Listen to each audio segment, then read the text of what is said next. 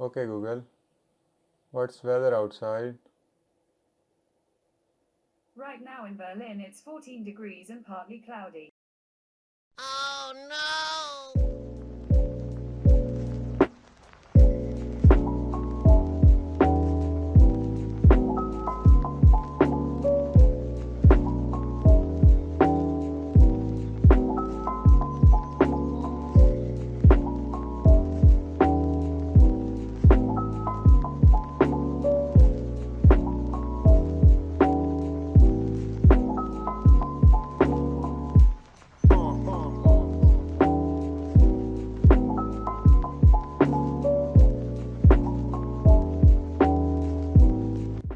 चलें यूट्यूब पे चलते हैं।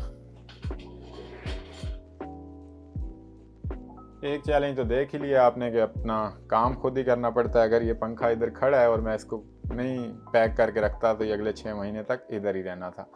तो यहाँ पे अम्मी तो नहीं आएंगी काम करने, खुद ही करना है। तो खैर आगे चैलेंजेस पे चलते हैं। तो सबसे पहला चैलेंज जो आपको फेस आएगा वो होगा कल्चरल डिफरेंस का। आप अपने होम कंट्री से फ़्लाइट पकड़ेंगे और 8 घंटे की फ़्लाइट जर्मन एयरपोर्ट तक बहुत कुछ चेंज हो चुका होगा। लोगों के लिबास चेंज हो चुके होंगे, उनका रंग, नस्ल, उनकी ज़बान, उनका कल्चर, सकाफ़त, मौसम, बहुत सारी चीज़ें चेंज हो चुकी होंगी। तो उस नए कल्चर में, उस नए माहौल में एडजस्ट होना एक चैलेंज हो सकता है।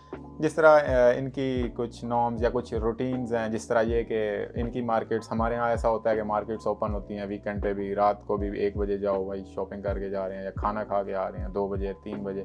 लेकिन यहाँ पे ऐसा नहीं होता। यहाँ पे जो मार्केट्स हैं वो बंद हो जाती हैं शाम को 8-9 बजे बंद हो जाती हैं। इवन समर में जब सूरज 9:30 बजे गुरूब हो रहा होता है, लेकिन स्टिल इनकी मार्केट्स क्लोज, बंद। और संडे को भी बंद होती हैं सारी। तो आपने जो खाने पीने का सामान लेना है वो आपने पहले ही ले लेना है ताकि संडे, क्योंकि संडे इनका क्लोज़ है, कुछ नहीं होगा। ये अपनी सोशल लाइफ को देखते हैं कि उन्होंने जो एम्प्लॉयज़ हैं उन्होंने घर पे टाइम देना है, तो वो दूसरी साइड पे, तो वो क्लोज़ होता है। इस तरह इनकी और भी कुछ नॉर्म्स हैं। जिस तरह हम होटल पे जाएंगे, अगर हम 3 कोलीग जाते हैं और आगे सबसे पहले जर्मन है, वैसे कोई भी है, आप तो सारे ऐसे हो जाते हैं यहाँ आगे, तो वो अपना बिल पे करेगा और फूड लेगा और साइड पे पूछेगा भी नहीं कि तुमने क्या खाना है या तुम्हारे पैसे मैं दे देता हूँ। पैसे देने वाला तो कोई सीन नहीं है, सारा स्प्लिट। और दुकानदार भी वो भी पूछते हैं, मतलब यही एक्सपेक्ट कर रहे होते हैं कि हर बंदा अलहदा देगा। खैर हम जैसे लोग जाएँ तो इकट्ठे भी दे देते हैं दोस्तों का, ये अलग बात है, फिर मिलते नहीं है। तो अच्छी अच्छी नॉर्म है उनकी। और दूसरा ये कि ये डिनर कर लेते हैं 6 PM पे और सो जाते हैं ये 9 बजे। मतलब आप गली में जाओगे रात को 9 बजे, विंटर में तो आपको कोई कुत्ता भी नहीं नज़र आएगा। समर में फिर भी चलो 9 बजे तक सूर्य ही रहता है तो होता है कोई ना कोई। मतलब ये बहुत जल्दी सो जाते हैं और फिर सुबह बहुत जल्दी उठते हैं। तो इनकी रूटीन, इनकी नॉर्म्स और उनमें ढलना वो एक चैलेंज हो सकता है। इसके बाद सेकंड चैलेंज जो कि इम्पोर्टेंट चैलेंज है वो है लैंग्वेज बैरियर का। अब जब आप नए मुल्क में आते हो और आपको यहाँ की लैंग्वेज जर्मन नहीं आती, और वो स्टेज होती है जब आपको जर्मन की सबसे ज़्यादा ज़रूरत होती है। आपने बैंक अकाउंट उस वक्त खुलवाना है, आपने रजिस्ट्रेशन उस वक्त करवानी है अपार्टमेंट की, आपने सिम कार्ड उस वक्त लेना है, सिम कार्ड के पैकेजेस हेल्पलाइन पे कॉल करेंगे और वो सामने से जर्मन में बोलेगी। और अक्सर के मेन्यू, मतलब उनकी जो हेल्पलाइन है वो इंग्लिश में नहीं है। उनको हम कहते हैं भाई इंग्लिश से कनेक्ट करा दो, तो 8-10 में कनेक्ट होते होते पता नहीं कितनी देर लग जाती है। तो ये लैंग्वेज बैरियर जो है ये आपको ज़ाहिर सी बात है फेस करना पड़ता है। और उसके शुरू में तो ज़्यादा फेस करना पड़ता है क्योंकि उस वक्त में आपने सारे काम करने होते हैं, अपना ब्लॉक अकाउंट अनब्लॉक कराना होता है, यूनिवर्सिटी में इनरोलमेंट, ये वो। तो उस वक्त पे ये ज़्यादा चैलेंजिंग है। उसके बाद आप ट्रांसपोर्टेशन में भी काफ़ी ये चैलेंजिंग है क्योंकि स्टार्ट में आप आते हो और इनका ट्रांसपोर्टेशन सिस्टम पूरा कंप्लीटली चेंज है। मतलब किसी भी बंदे को सीखने के लिए कम से कम 1.5-2 महीना लग जाता है कि U बान का स्टॉप कहाँ है, S बान का स्टॉप कहाँ है, बस कहाँ पे आएगी, ट्रेन कौन सी आएगी। फिर इनके एक एक स्टेशन इतना बड़ा है कि प्लेटफॉर्म ढूंढते ढूंढते टाइम लग जाता है। तो इनकी एक ऐप है कि क्या नाम है उसका, डीबी नेविगेटर, तो वो कर लें तो वो आपको इवन प्लेटफॉर्म भी बता देती है और वो उसमें ट्रांसपोर्टेशन में आपको इजीली हेल्प होती है, लेकिन पता नहीं होता शुरू में। तो खैर तीसरे चैलेंज पे चलते हैं और तीसरा चैलेंज है होम सिकनेस एंड फूड।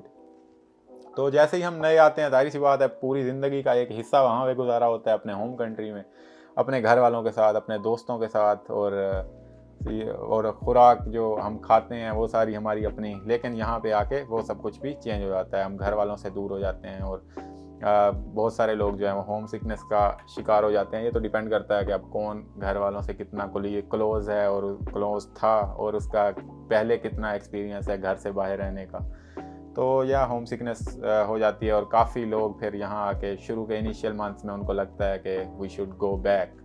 तो ये भी होता है और साथ में फिर खुराक भी नहीं मिलती उनको। खुराक मतलब अपने टाइप की यहाँ पे फिर डिफरेंट होती है। देसी हैं रेस्टोरेंट भी आल्दो, लेकिन they are expensive and also उनकी फ़ूड का लेवल भी वो वाइब नहीं देता जो अपने कंट्री में होता है। तो यहाँ पे अपनी सेहत का भी ख्याल रखना होता है उसी के लिहाज से कि मतलब आप फूड क्या खा रहे हो और कुछ एक्स्ट्रा भी लेने पड़ते हैं, जिस तरह ये जूस हो गया या विटामिन डी हो गया, क्योंकि यहाँ पे फिर सर्दियों में सूरज भी नहीं निकलता तो विटामिन डी की कमी हो जाती है। तो या चैलेंजेस हैं in terms of food as well as weather भी एक चैलेंजिंग हो सकता है। आपका जो फर्स्ट विंटर होगा अनएक्सपेक्टेडली वो बहुत ज़्यादा कोल्ड होगा क्योंकि we are not trained for such weather. एक और चैलेंज जो आपको फेस करना पड़ सकता है वो है ट्रांजिशन इनटू यूनिवर्सिटी। मतलब जब यहाँ पे आप आएंगे अपनी स्टडी स्टार्ट करेंगे तो यहाँ पे आपको एक नया एकेडमिक सिस्टम मिलेगा। आल्सो फिर आप ये भी डिपेंड करता है कि पहले आप अगर जॉब कर रहे थे और फिर आप स्टूडेंट लाइफ में जा रहे हो तो वो भी आपके लिए एक चैलेंजिंग होगा कि जहाँ पे आप जॉब करते थे वहाँ पे आपको पैसे मिलते थे, आप यूनिवर्सिटी जाएंगे, क्लासें लेंगे, फ्री में क्लासें लेंगे, पैसे भी नहीं मिलते क्लासें लेने के, तो वो भी एक मुश्किल हो जाता है क्लासेस लेना। और साथ में फिर एकेडमिक सिस्टम भी नया होता है, मतलब इनका ग्रेड सिस्टम भी नया, इनकी मार्किंग सिस्टम नया, ये एग्ज़ाम सिस्टम नया। तो अक्सर ऐसा होता है कि एग्ज़ाम कुछ सब्जेक्ट्स के नहीं होते, कुछ में प्रोजेक्ट्स होते हैं, कुछ में असाइनमेंट्स होती हैं। तो एक नए एकेडमिक सिस्टम में ढलना भी एक चैलेंज हो सकता है। और साथ में फिर टाइम को मैनेज करना भी इसमें काफ़ी इंपॉर्टेंट है कि पढ़ाई कब करनी है, जॉब कब करनी है और फिर फूड भी खुद तैयार करनी है। तो ये टाइम मैनेजमेंट भी इसके अंदर आ जाता है, तो वो भी एक चैलेंजिंग हो सकता है। और आखिर में चैलेंज की बात करें तो वो आपको इन टर्म्स ऑफ जॉब या फाइनेंसेस मैनेज करने में भी आपको चैलेंज हो सकता है, क्योंकि अब डिपेंड करता है आप किस सिटी में आ रहे हो। अगर बड़े सिटी में आ रहे हो तब तो जॉब्स जो हैं वो अक्सर मिल जाती हैं, लेकिन जो छोटे टाउन्स या सिटीज़ में जाते हैं तो वहाँ पे लैंग्वेज बैरियर एक प्रॉब्लम होती है। तो उसमें जॉब हासिल करना, इवन छोटे टाउन्स में तो और जॉब हासिल करना भी एक चैलेंज बन जाता है। और बड़े शहरों में जो है वो आपको प्रोफेशनल जॉब के लिए फिर वो लैंग्वेज बैरियर भी उसमें आता है, तो आपको वो लैंग्वेज भी साथ साथ करनी होती है ताकि आप जैसे आपकी डिग्री से पहले आपके पास एक ख़ास लेवल तक जर्मन आती हो, ताकि उसके बाद आपको प्रोफेशनल जॉब या डिग्री के दौरान ही आपको प्रोफेशनल जॉब मिल जाए, क्योंकि और जॉब्स पे आप लॉन्ग टर्म तो रिलाई नहीं कर सकते। तो ये भी एक चैलेंज हो सकता है कि जॉब हासिल करना और साथ में फिर फाइनेंसेस को मैनेज करना भी। अगरचे जो आपकी पार्ट टाइम जॉब से पैसे आएंगे वो यहाँ के लिविंग स्टाइल के लिहाज से और यहाँ के आपके अपने फाइनेंसेस के लिए काफ़ी होती है, लेकिन उसको मैनेज करना, ट्रैवलिंग पे कितना खर्च करना है, फूड पे कितना खर्च करना है, और फिर रेंट आपने कौन से अपार्टमेंट में रह रहे हो, शेयरिंग में या उस पर, तो वो सारा उसको भी मैनेज करना होता है। तो these are the challenges that could be faced by international students जो यहाँ पे आते हैं। लेकिन इसमें डरने की बात नहीं है। डरने की बात ऐसे नहीं है कि जब मैं यहाँ नया आया तो मुझे भी लगा यार ये तो सारा सिस्टम ही चेंज हो गया, आई शुड गो बैक। लेकिन फिर आई फाउंड वन कोटेशन, वो कोटेशन बड़ी ज़बरदस्त थी और उसने कहा कि what does not kill you makes you stronger.